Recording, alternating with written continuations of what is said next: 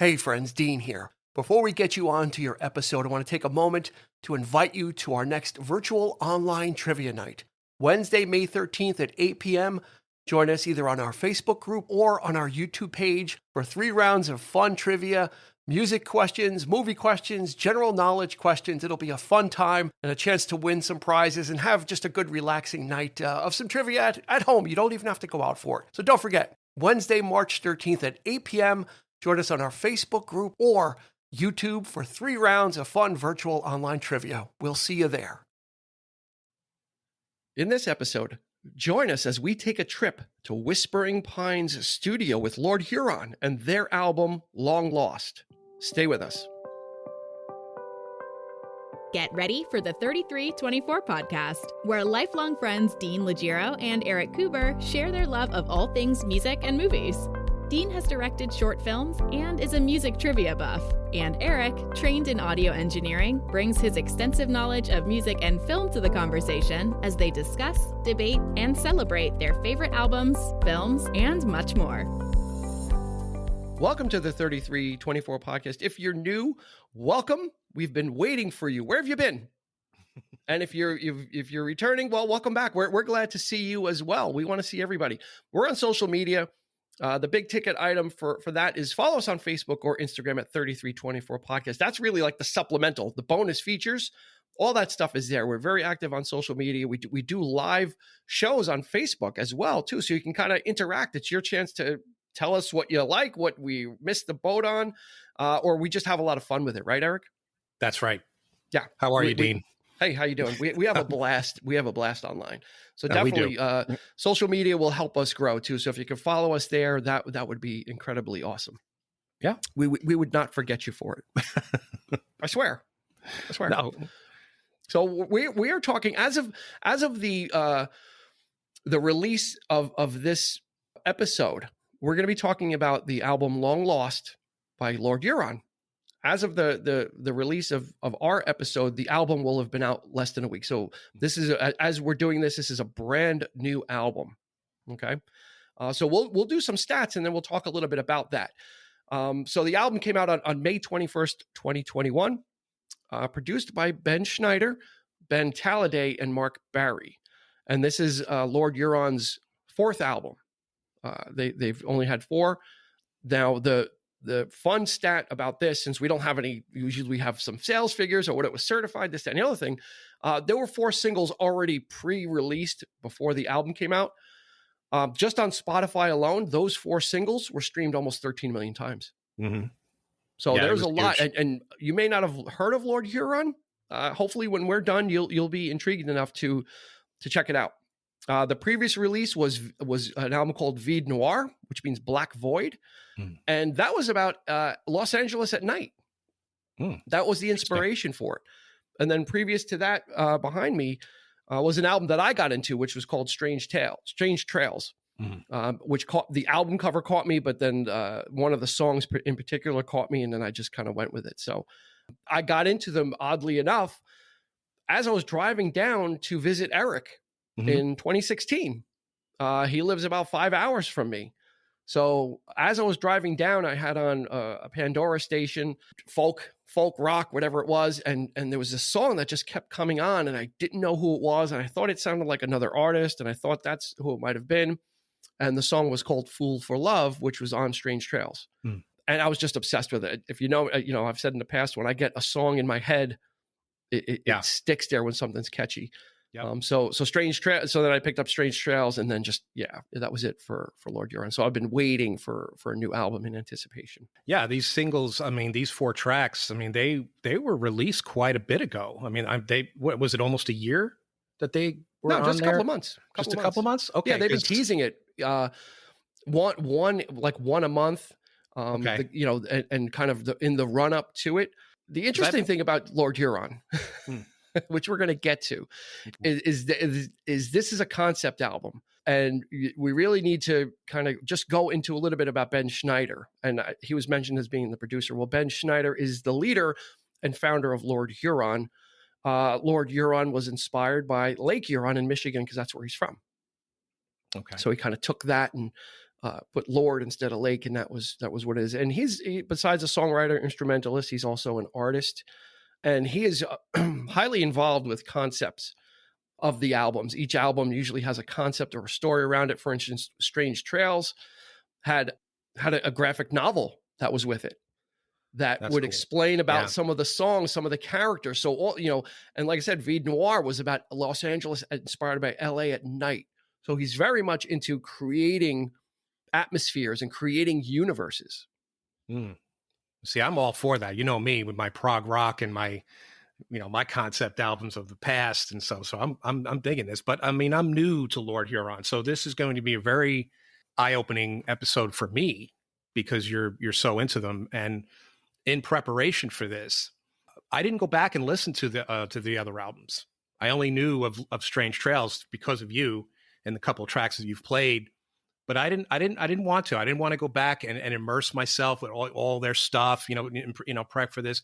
I wanted to experience this album first, just to get kind of because people seem to be really excited about it. So I'm just I'm new to this. So I'm jumping in, and I'm already loving it. So let's So let's talk a little bit about a new release, because if you've been listening and if you've been going on this journey with us through these episodes, the concept of the 3324 podcast was for Eric and I to talk about music and movies that left a mark on our life. Yeah. Right. If you look at the track record, you'll see it's 70s, 80s, 60s, et cetera, et cetera. This album also signifies that the journey never stops. We do not stop listening to music. So it's not just about old stuff. This album, it just came out a week ago, but for me, it's already a masterpiece. It never stops, is the point. This isn't just about old guy music and old timey stuff. No. Which is a part of it's a major part of this. Mm-hmm. But a major part of this also is the journey continues. And a lot of times, especially nowadays, it's hard to find new music that isn't by older artists. So it's like, yeah, okay, Robert Plant has something out, something new, and this, that, and the other thing. So you can connect with those artists, but how do you find new music that you connect to? Radio certainly isn't like that. That's right. Top 40 radio is going to play the more of the teen stuff. Yeah. One Direction, et cetera, that kind of thing. And then you have classic rock radio, which is going to play all the chestnuts that we usually end up talking about and celebrating, and those ones that left a mark on us in our past. Mm-hmm. Where do you find that new stuff? How do you find it? How, Lord Huron, who are they? What is it? How do you find this stuff? So, yeah, there's a local radio station where I am, WFUV, and they play a mix of old stuff, but a lot of new stuff also. And there's another station called 107.1 The Peak, and they do the same thing. They'll play a lot of new things, but they'll sprinkle in, you'll hear an ELO song, or you'll hear The Who, but then they'll also drop 4 or 5 other songs by new artists. Yeah. So if you're not sure how to do it or how to dip your toe in the waters, it's very easy to go on Spotify and be overwhelmed and not know what to click on. There are radio stations out there, is the point. There are some radio stations that they're hard to find. Sirius Radio as well. They have specific stations, specific things geared to this as well. But I don't have Sirius, so I don't know. Are you serious? I'm serious. I don't have Sirius. You're serious about Sirius? You got to sign up. It's a thing you got, and not just another thing that you got to pay for. And you might not want to listen to an indie channel. That's right. Yeah, because you still don't know what you're listening to. So some of these radio stations have a really smart idea. Is they're peppering in these older artists, so you stay connected. And I just heard a Bob Dylan song, and then they'll play something by Lord Huron or some other newer artist, and it gets you exposed. That's important, because it's cool that there are people who are doing that, because we, like you say, how do you find this stuff? So it's geared. There are DJs out there who want you to hear this stuff, and if people are putting it out, it's got to be heard somehow. So yeah, it's really, really cool that there are radio stations for that out there. That they're bringing back that old. Not only that, but the old spirit of radio as well. Which I dig, is they'll play the old stuff, and then here's some new stuff that you might not have heard of, and then it's really neat. A great way to discover music. So yeah, radio is not dead, as we celebrated in the previous Queen episode. Maybe you've yet to have your finest hour radio, because I certainly do listen. There are two stations that I listen to, and I used to never listen to the radio. I just put on Spotify. I put on whatever my iPod or my Zune, whatever I had, and I listened to my music. And now I'm more open because I'm discovering some really great stuff. And Lord Huron is one of those. And I skipped over their previous album. It is a little bit of a different experience. They play, the vocals in some of the tracks are really processed. So I had a hard time really grabbing onto Vide Noir. But then when I heard the first single from this album, yeah, oh my God, the first one I heard, we'll go into some of the singles. The important part is the thing with Lord Huron is they're very much, since Ben Schneider is also an artist, he'll design the Long Lost album jacket. He did all the art.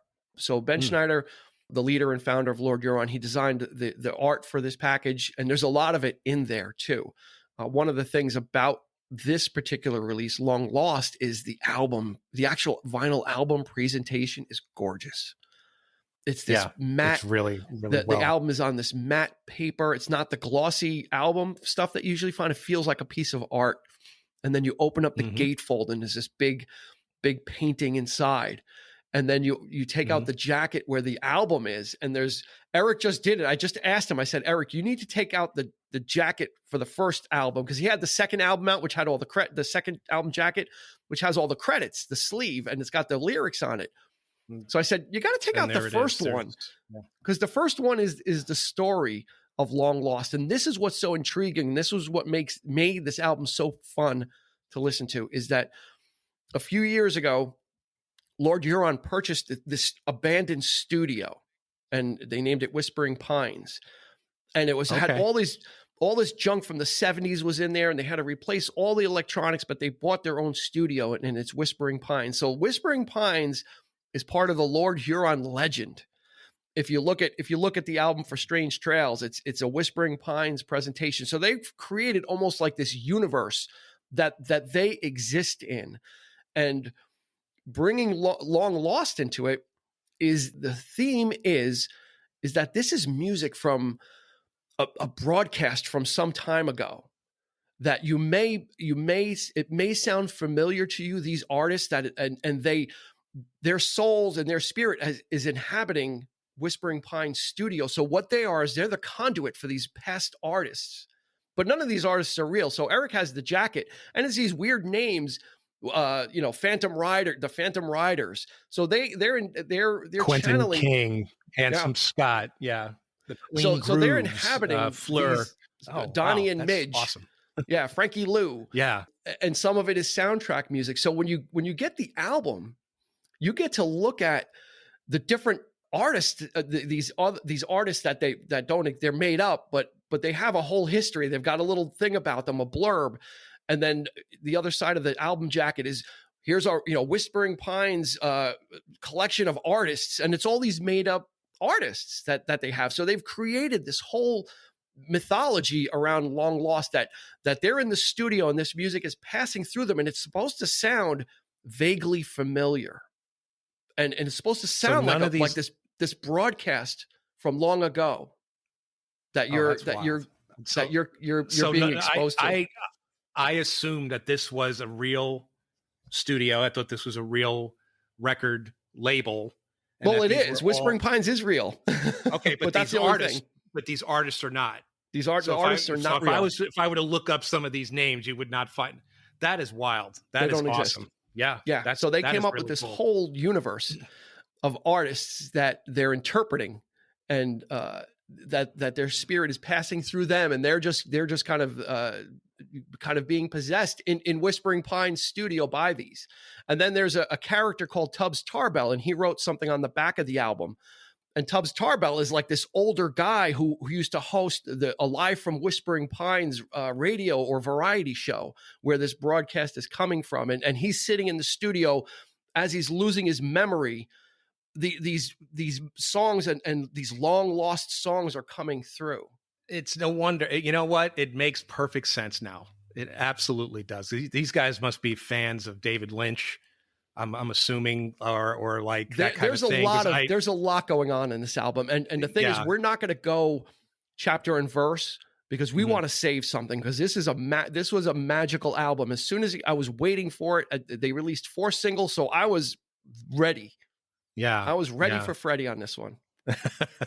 Right. So Eric's like, yeah, let's do this. Let's do it. So we kind of got it as soon as it came out. And I Right. just devoured the thing. And there's some more research. And the great thing about Lord Huron is they make a lot of videos. So if you watch their videos on YouTube, they did in February, they put out a 2-minute video about the best of Whispering Pines studio and the artists. And just like those old record album commercials you used to see where the song titles scroll up with the artists, they had all these artists, and they had some snippets from the album that hadn't come out yet, and assigning the songs to some of these artists, like Phantom Riders did Not Dead Yet, and all these other things. So it's really, they give you so much to digest if you're into it. You could just listen to the album and you can enjoy it.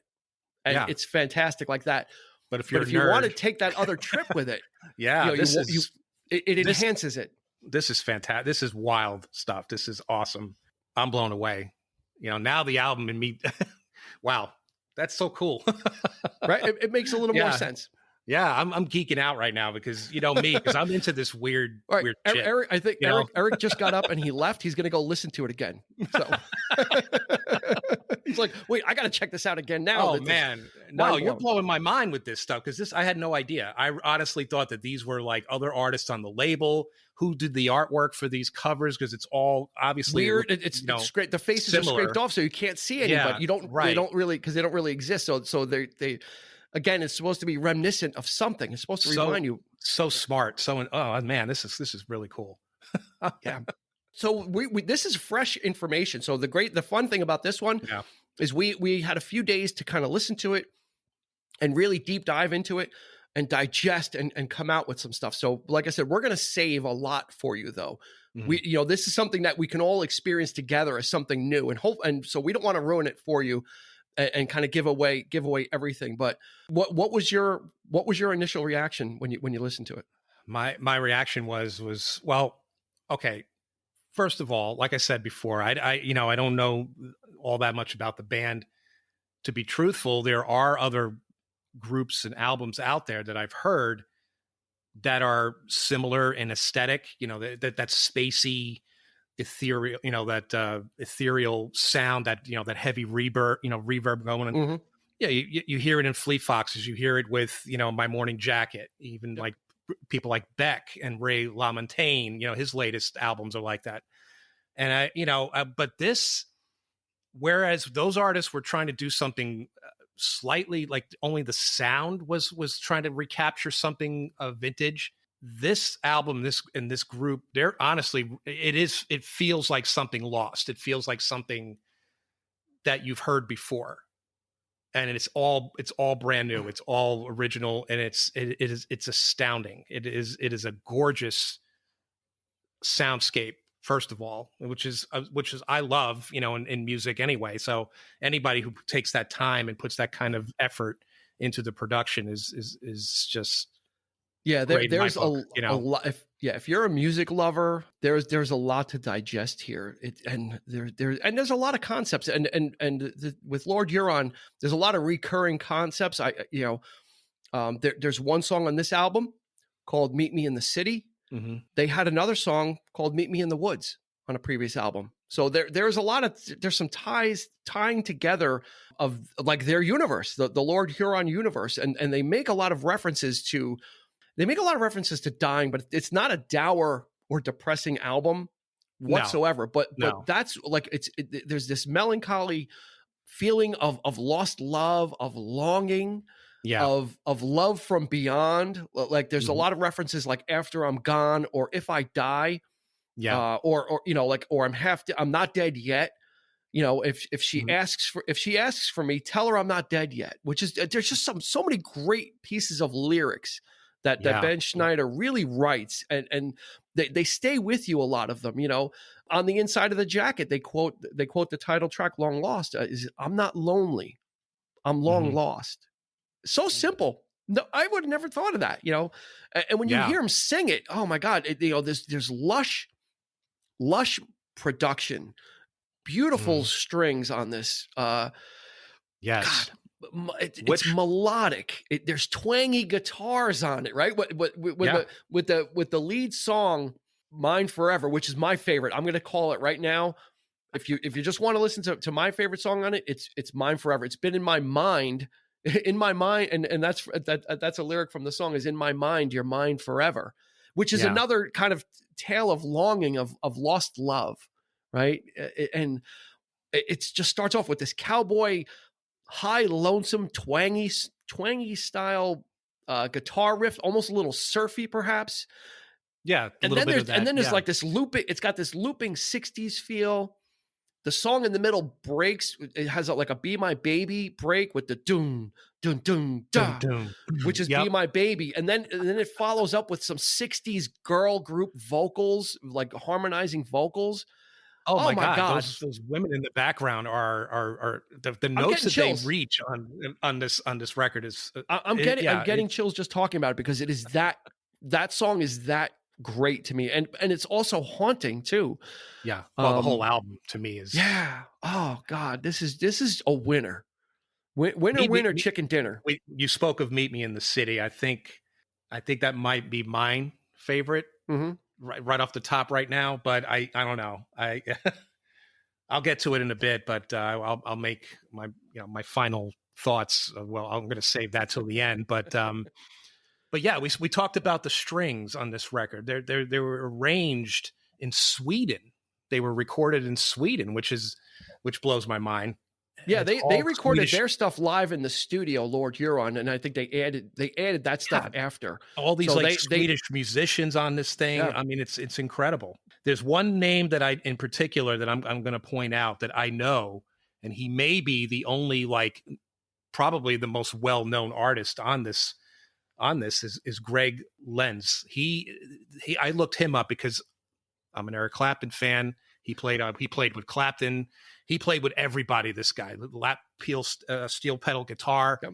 He's a master, and he's in his 70s. He's been around for quite some time, but he's played with a bunch of artists. So he may be the only known person, guest musician on this record. So I saw that right away. But man, yeah, and these background vocals though. yeah, it's just great. These women, and how the album sets you up for this journey, Mhm. it's really neat. And it could sound gimmicky, but it's really not. If you go along for the ride, if you don't know what you're listening to, it's going to sound gimmicky, right? But if you understand what they're trying to do, like the album starts off. There's a lot of short songs, and then there's also interludes. There's also little patches I love that of talking. So the album starts off with a very short song, "The Moon Doesn't Mind," Mhm. and it's almost like we're catching the tail end of a performance at the broadcast. Like we're catching the end of the song, because then all of a sudden you get some clapping. Then you hear Tubbs Tarbell, hey, the song actually it goes right into "Mine Forever." I'm sorry, and then after "Mine Forever," you hear like a little interlude where he's saying, "Yeah, these guys were great," and the next guy coming up is got something really special, and then another great song, which is Mhm. "Love Me Like You Used To," which is just another up tempo song. So there's pockets of music that are short, and then there's these interludes that kind of take you through the broadcast and take you through, and you have to keep in mind that these are all supposed to be different artists that they're channeling. And it may sound hokey saying it like this, but you have to listen to the album because it's not like, oh, this is the Beatles or because there's nothing like that on there, but it does sound vaguely familiar. It's supposed to say, well, the opening riff of "Love Me Like You Used To" does sound like the Beatles, but then it goes into something else. I think so. That the little riff, just that first riff but yeah, I just, you talk about, well, I'm going to say it right now. Okay. I'm not even going to save it till the end, but don't wait. This album demands your attention. You have to listen to this album in full. Yeah. It is a testament to artists bringing back the spirit of listening to LPs again. And I am so happy that these guys now there's more to digest. There's much more now that you're telling me all this. I believe it says on the back. Yeah. I think it says on the back. We would appreciate if you listen to this in one sitting. Yeah. They're actually asking you to take. That's the take the journey. experience. And boy, those few tracks were great. And you could cherry pick some tracks, most certainly off this, but I wouldn't recommend that. I would recommend that if you're going to listen to this, listen to the entire thing. Take that time. Grab the lyrics too, wherever you are. If you don't have the album, the lyrics are so important. So some groups are kind of style over substance, where they're trying to get something across with the music, and the lyrics serve the song. They're just a vehicle to get something across, and they don't really matter. But Ben Schneider's lyrics are just so important, and you really feel he's got like like a romantic heart, or just I don't know what it is. I don't know if he's had his heart broken or what, but he's got this notion of love, and we'll meet again sometime, and or come and meet me. Meet me in the forest so we can run. Just great lyrics that really, and in this album, the orchestration and the arrangements just really complement it. It's such a home run, this album. I'm sorry, I'm gonna be gushing on it because this is new music that needs to be heard. This is fresh. You're getting a fresh review. It's really inviting, and it is a callback to some of that stuff that you might have heard. Or if you're old enough, you might have heard in the 60s but it's not retro. It's not retro. No, it's its own new thing. Music. Yeah, it's new music. Yeah. And especially another highlight is the title track, Long Lost. Oh my God. Mm-hmm. It's just a beautiful song. It's got great strings on it. Just great orchestration. It's there's some really nice, like, harmonic sort of, there's harmonies on here. There's the melodies are great. There's really nice bridges, like just the change in the chords, the structure, or whatever. And a few of these, and Meet Me in the City, I love the chorus part where he says, I'm not the one you're dreaming of, my angel. I love the way it goes up, and there's just because it doesn't really sound like the rest of the song. The rest of the song is just sort of like down, like sort of like almost bluesy kind of thing, but then there's this beautiful like chorus part. It just takes you in a whole new direction, man. It's just it's great. It's got a lot. I haven't listened to it with headphones. I'm almost afraid to. You have to. You haven't? Oh my God! No, I've listened to it. I've listened to it for me, man. I like I said, I went to bed with it last night. Oh, because I didn't listen to the vinyl.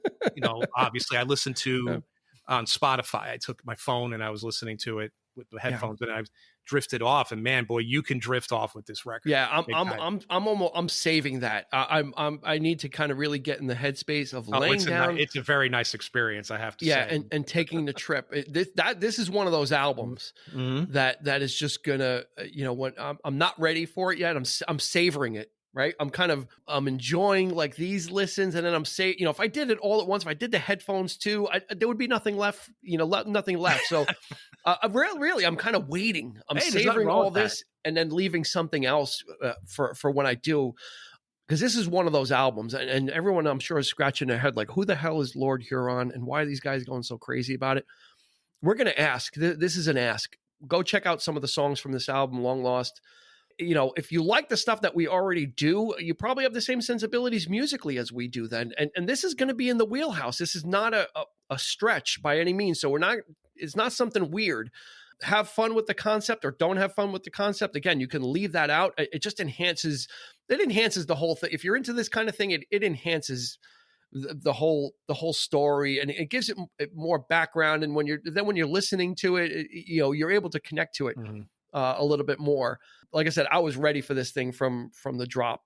And then there's another single they released, which was Not Dead Yet, which is probably the most, it's one of the shorter songs, and it's definitely the most accessible. I think it has the most amount of downloads too, because it's if you're going to say Lord Huron is trying to channel somebody that's actually real, you would say this is the closest thing to channeling Elvis. It's got that Elvis-y vocal. It's the production just gets so big. It's the catchiest song on the record. Yeah.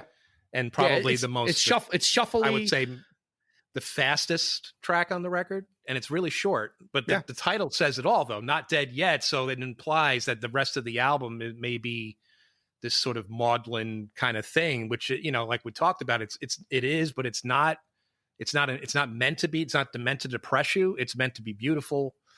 Yeah, it is. It's not that kind of sour lyrics Right, about these subjects. I mean, I was a big fan of Dylan's Time Out of Mind, and that's a depressing record because that's Michael. No, seriously, because it's like he's like going back and it's bluesy and but I loved it. It's one of those albums that kind of fell into my lap. Like that was my first real experience with Dylan. Believe it or not, it wasn't Blonde on Blonde. It wasn't any of the classic records. It was that one. And for some reason, I really liked the production. I'm a big fan of Daniel Lanois. So that album really struck me. So there are certain albums that come out with a group, Flogging Molly is another. Could have been Drunken Lullabies is their most, I guess their most famous record. Didn't do it for me. It was Float, because I really connected with what some of the songs were saying, and and that's what it should do. There's some of this stuff. So you don't necessarily have to go with the flow and say that the most popular is the best. This could be the one for them. I don't know.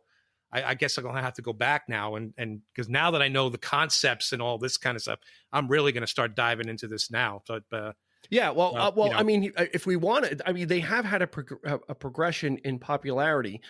Their first album, Lonesome Dreams, came out in 2012, and if you go on YouTube, there's a whole bunch of videos of Lonesome Dreams, and it's a story. It's like about like the frontier or pioneers and trappers, and it's kind of, there's a whole bunch, but that one peaked at 179, so that didn't really do anything. Strange Trails came out in 2015. That was the one that I got introduced to driving down to see Eric and driving back. That peaked at number 23. So that's not bad. That's not bad. And then Vide Noir, which came out in April of 2018, hit number 9. If you want to catch on to something new, this might be the group to do it because you see the progression. 179, 23, 9. This episode is so new that we don't have any chart information yet. So you think this will be their you think this is going to rise be their best? You don't care. Honestly, I don't care. In a facetious way, I hope not, because then it's something I have for, we have for ourselves. Honestly, right? It's like, no, you're preaching to the chorus here. I'm always about in that weird way when you find those artists that are really good and no one's ever heard of. And it's kind of like you claim them, right? It's like your art. No one ever heard of this. And I love it. And when I talk about them, people are going to scratch their head. Like, what are you talking about? But I'm going to know, right? It's like, so, but in the other way, it's like, no, I don't. I want people to hear this album. And if you get this out, if you kind of get this album, you can kind of get where 3324 podcast is. That, like I said in the beginning, it's not just about old music, but it's about music that is awakening. And you hear how excited we are about this album. So it's not just about getting juiced about Queen or the Doors or Zeppelin or anybody else, but it's about discovering something new, which is great because, oh wow, there's I've never heard this before. And it just came out, and we're right here with it. So we're experiencing this when it came out. We didn't get to experience Led Zeppelin 2 when it came out. We got to hear it years later, and we didn't get to experience some of these albums when they came out. We love them. We got to know them. We get to experience this one now, and we're loving it. Right. Yep. And it's not from one of our stable of artists that we like. It's not an ELO album, and it's not a Genesis album. And those albums can be really good. This is something fresh. Yeah. Right. And it's exciting, and it's great, and it's beautiful. Exciting. I mean, I didn't really read any reviews in length, but I was kind of like sort of like scrolling through, and I was just kind of seeing, because I like to see the clickbait, the title, and more than I think pretty much every review that I scrolled past, everybody was kind of saying the same thing. It's like I think I saw 5 stars. Yeah, well, our review is the only one that matters, honestly. I honestly, I know, but I'm just saying, but that's rare. You don't see typically people are more cynical today. They're much more, they got to find something to hate about it. It doesn't seem to be the case, with this record. Yeah, and there's a lot here, and another the last single they released is a song called "I Lied," and it's a duet with a Texas singer. Her name is Allison Pontier. Mhm. And this is, this is like a classic kind of country style, like Conway Twitty, Tammy Wynette type duet. But it's not Conway Twitty, and it's not Tammy Wynette. It's not. it's Donnie and Midge. It's not. They're channeling Donnie and Midge. Yeah, it's not corny. It's not. No. It kind of. Yeah, you immediately think of these people, but but the song itself is beautiful. It doesn't have that. No, it's kind of a down. It's kind of like, I swore that I would love you. I would love you forever. Kind of paraphrasing, but I lied. Yeah. and the beautiful thing about the song is Ben Schneider sings a couple of verses of that, and then Alison Pontier sings a verse, the same thing. So it's not like he's breaking her heart. She feels the same way in the song. She gets a verse at the end, and she kind of goes through the same thing as, I read your letter and I was happy because when I told you I'd love you forever, I lied. So it's brilliant. So it's not that like this guy just being a dirtbag and breaking up or telling his girlfriend he didn't love her and he lied. She's saying the same thing. It's mutual. I lied too. So which is really clever and really neat. Well, I mean, a lot of the songs. I mean, there's a lot of things you can relate to on this record, no doubt. I think anybody could listen. I'm to not this saying I relate to that, but no, I'm saying, but like it's sort of like love lost and that kind of thing, breaking up, and there's a lot he's of a that romantic. happening on He's this record. this guy. Ben Schneider is a romantic guy. There's no way around it. Yeah. I think that's the territory. And if you listen to some of the other stuff too, if you go back and listen to Strange Trails and Vie Noire, there's a through line with him that he has a certain aesthetic to his music, certain aesthetic to the way he sings. I think this is him at the height of his powers, and coming up with this concept. That's the thing, is it's not just, we went into the studio, we recorded an album, and here we knocked it out in 2 weeks. And sometimes those are great, right? They're spontaneous and they're raw. With this, you're getting a thought out, complete like presentation. You had to think about, like, he had to create all these fake characters and create all these fake albums. And what they did as a promotion, this is a fun thing, which I just saw. I was looking on their Twitter.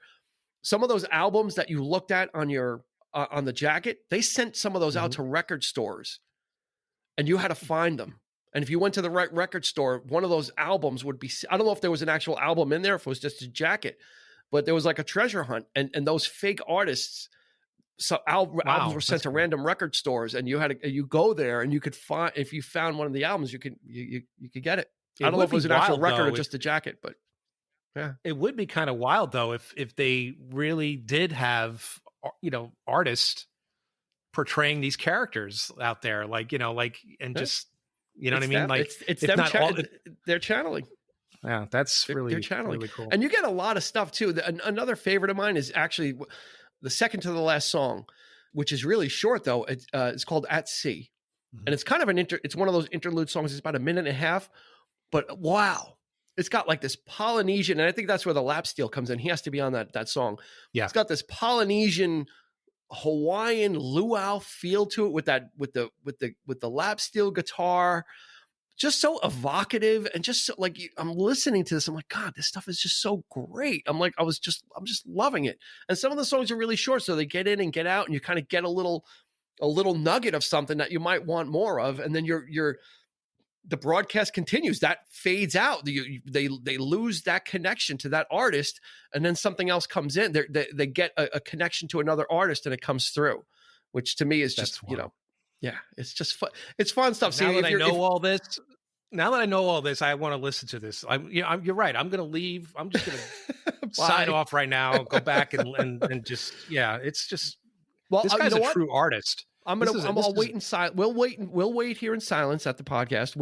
I won't talk, but we'll still be recording, and we'll wait for you to finish, and then come back, and then we can continue. Well, that's good. Yeah, it's going to take a while, but forget it. Well, drops in the lake though too. No, there's a lot. There's a lot. That's another great one.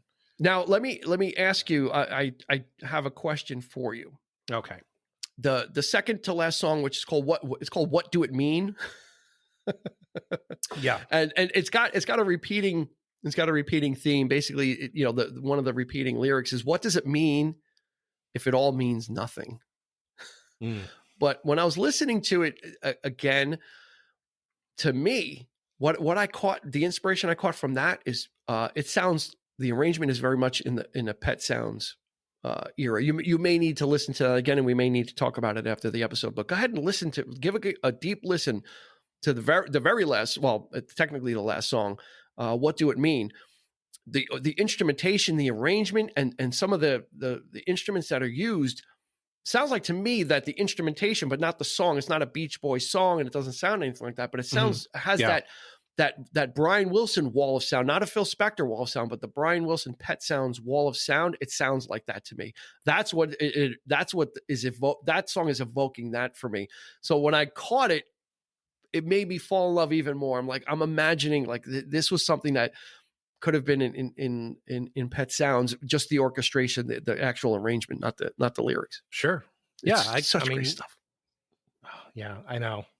There's one song too that, like, the way it starts, it reminds me of, and I don't know if it's Frankie Valli's version of it. The sun ain't gonna shine anymore. It has that, long ago. And which song? I think it's. Is it Love Me Like? No, not Love Me Like. Maybe Long Lost. I don't know. It starts off that way. It has like dun dun dun dun, like that grandiose beginning, and you think it's going to be that song, but it's not. You know what I mean? But it has that feel with the string. You know what I'm talking about? It's just, you're getting a lot of ear candy on this album. There's a lot to listen to. If you like this, like I said, you like rock music, you're going to dig this stuff. Mm-hmm. Now, the strange thing, especially if you get the album, right? It's a double album because they need to fit all that. They have the interludes. The final song on the album is a track called Time's Blur. It's 14 minutes. So it is basically the final side of the album. So you actually get like 3 sides of kind of quote unquote traditional music. And at the end of What Do It Mean, the show actually ends. He thanks everybody. Tubbs Tarbell thanks you for coming, and like the broadcast kind of ends. And you flip the record over, or if you're listening to it on Spotify, you get a 15-minute ambient track. Yeah. It almost sounds like maybe like an underscore to some type of a film. Yeah.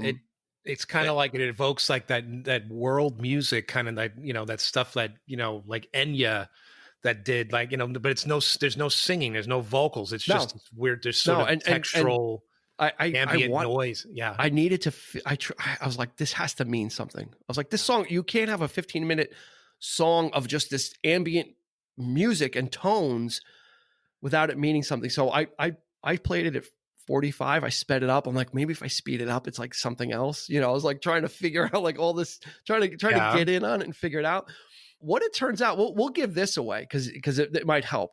What it is it's a soundscape of the previous tracks, as if they were transmitted into space and through space. And that's what it would sound like if you were hearing it in space, the album. And it's only 14 minutes. So it's kind of a soundscape of everything previous, which I thought it was. I kind of thought, I thought that the last track, the 14 minutes, was kind of taking you back into reality.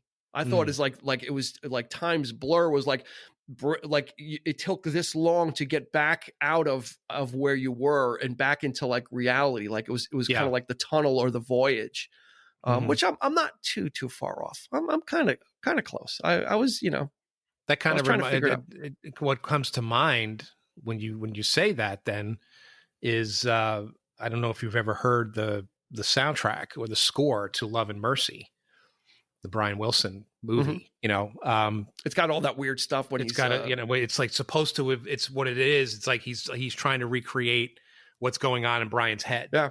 So when he hears all these weird, but you hear songs being kind of transmitted through this ambient, you hear snippets and pieces. Yeah. Yeah. It's Atticus Ross who works with Trent Reznor. Sorry. But yeah, they work together, and, it's like, but it has that ambient kind of, like weird phasing in and out kind of thing. And that, when I first looked at the liner notes to the record, it's like, there's a song that's 14 minutes long. I can't imagine what this could be. Yeah. Now, the last song on Time Out of Mind by Dylan was 15 minutes long. So it's like, is it that kind of thing? Are they really doing a long, but it's like, I'm waiting for something to happen. I'm waiting for something to kick in. And it because doesn't. and it just keeps going. Like It's like a voice. Yeah, it's like an auditory voyage that you're on, which is pretty listen wild. to it with headphones and while you're in and out of sleep. So one of the funny things, one of the things that made me laugh on this album is at the end of Mine Forever, the song kind of fades out. And then it's almost like you're tuning into like a TV show or a movie, and there's this woman like speaking French. She's like saying something at the end of the song, and then that's when it changes over to like the host Tubbs Tarbell of the show, and he's like, "Oh, was that French or something?" Yeah. So he's commenting on the song, like commenting on the song, and it's just so brilliant. It's right. It might be a little corny. It might be a little French. hokey. Yeah, it's like that French Dang. or something. He's like, is that French or something? Dang. And the next guy we got coming up is they immerse you into this whole thing, and the more you know about it, the kind of the more enjoyable becomes, less of a head scratcher, right? If you think of like, what is this? Why what is that there for? Yeah, now that I think it's great, because this could have been an album that, right out the gate, typically there are times when you listen to an album and you love it so much the first time, 3 times you hear it, and then it starts to wear off, and then it doesn't hold up for some reason. But now that I know that there's a concept to this thing, and it could be an ongoing kind of thing, I'm all in with this. I'm going to go back and check out their other stuff, and I think it's great. Yeah. So and I actually love that kind of stuff. So I actually have a theory, and this is just my theory. So this is not borne out by anything. And maybe you can go, might be an assignment for Eric, is to go check it out. Go check out the song Fool for Love from Strange Trails. Okay. And then check out the song Not Dead Yet from Lord Huron. It sounds like it's a sequel to that song. Because the song Fool for Love is about this guy. He's gonna get his girl and take him away, and he's got to fight this guy that's gigantic. And the guy kills it.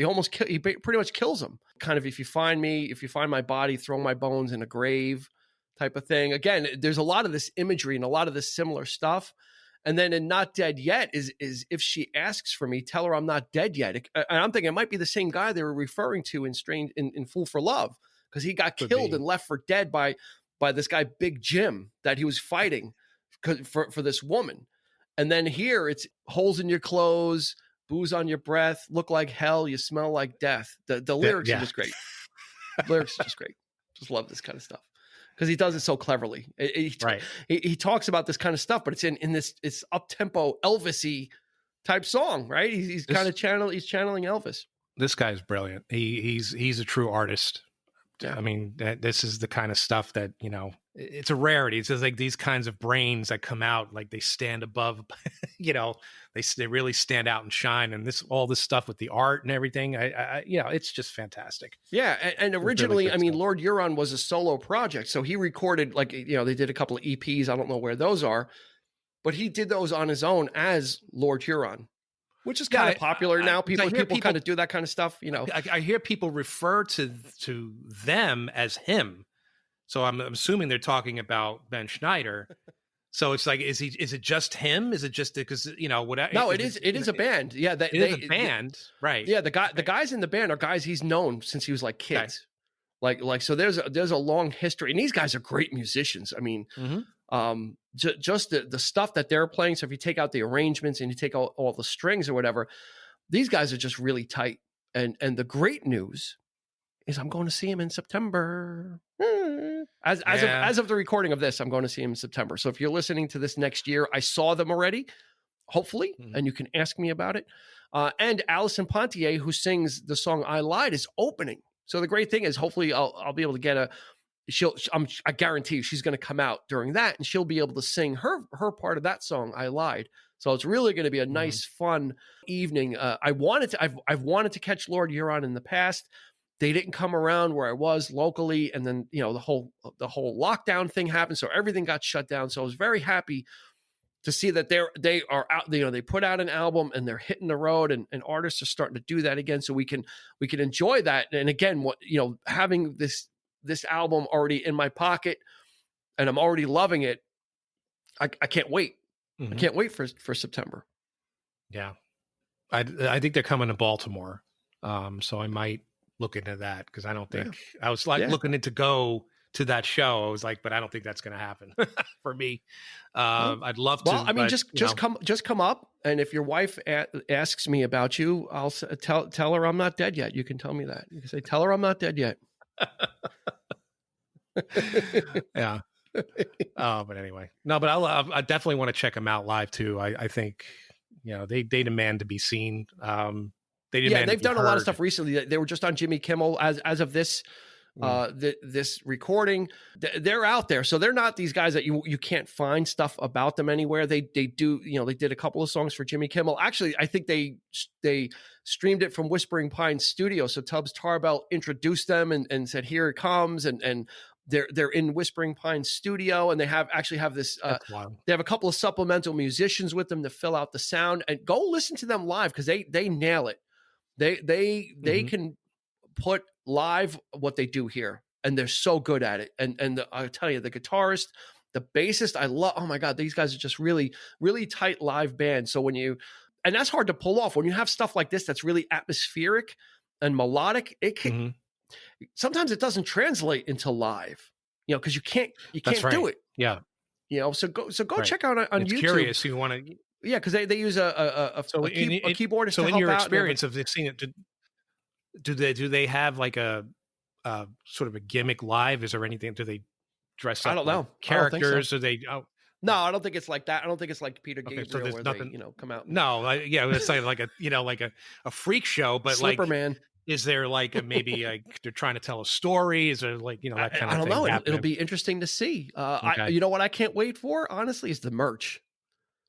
Yeah. I want to see what they're selling. Yeah. Because if they go this route with like I said, when you pick up the vinyl package, it's like you're getting something. You're getting a story. You're opening up these things and you're reading it. So part of the thing too is I want to see what they're going to be selling as supplemental stuff to this, if there's a book or maybe there is some of those artists that they have.